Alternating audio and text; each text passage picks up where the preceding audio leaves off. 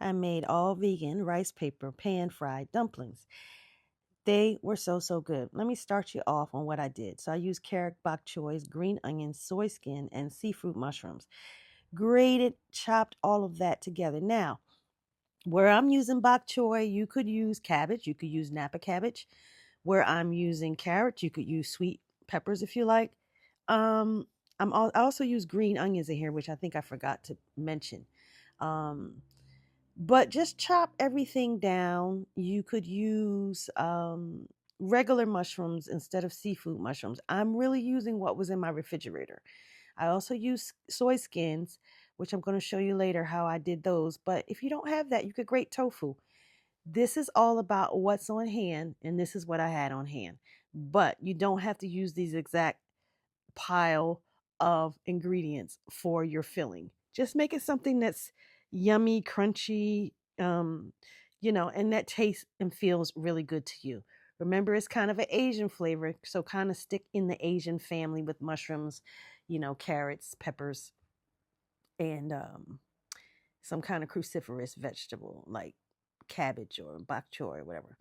Anyway, another thing I want you to note is that seafood mushrooms, when you go and buy those in the Asian market, because that's where you're going to find them, and they're really, really inexpensive. They're about $1.50 a bag, which is why I buy a lot of them.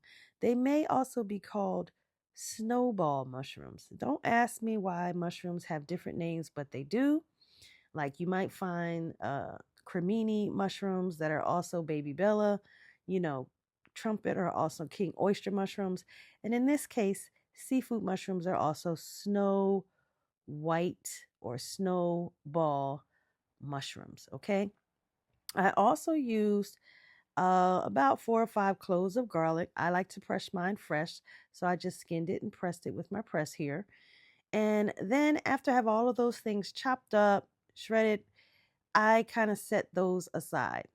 And then I started with my soybean sheets. Now, what I had on hand was dry bean curd, which is also called yuba, soy skin, soy skim. This is what I had on hand. So I put it inside of my pot to rehydrate it with some mushroom seasoning. And when it was nice and soft, I took it out and then I just cut it into small pieces. You could chop it if you want, but this is what I chose to do because it was pretty hot.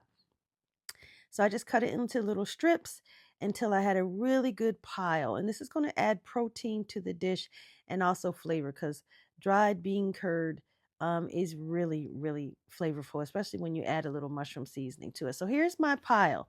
I have my carrot. I have my snowball mushrooms. I have my bok choy, my green onion, and my soy skin. And this is ready now for me to saute in my pan and to season it up.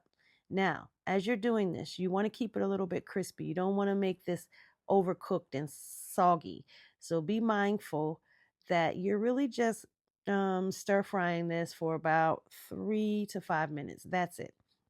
Because it's going to cook again when you fry your dumplings.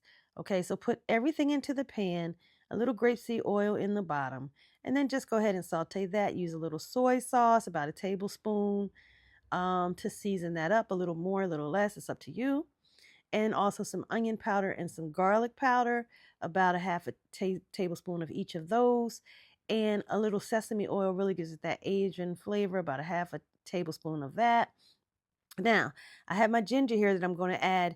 I keep my ginger in the freezer so that I can grate it as needed and so that it doesn't go bad because you can buy it, a lot of it really inexpensively. But if you're not using it every day, it's going to go bad. So I keep mine in the freezer and it lasts that way for months. So use the little bit that I need. I would say about a teaspoon and then back into the freezer. Okay. Next, just make sure everything is sauteed. Like I said, 3 to 5 minutes. And now we're going to take rice paper, dip it in hot warm water. You don't even have to boil this. You can do it straight hot tap water and double wrap it. So make sure that you put your filling inside and wrap this like a little mini burrito the best way you can. Some people make them more square. This is what I could eke out and it worked out great and they were delicious. So the shape doesn't really matter. If you are more precise and you can make a perfect little square, then go ahead. But I'm not.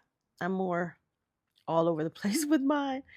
So the point is just double wrap it so that your filling doesn't fall out when you're pan frying it. And there you go. Just keep going until all your filling is good, or you have as many as you want. I came back later. I got tired. I didn't use all my filling, but I came back later and made more because my family wanted more. So there you go.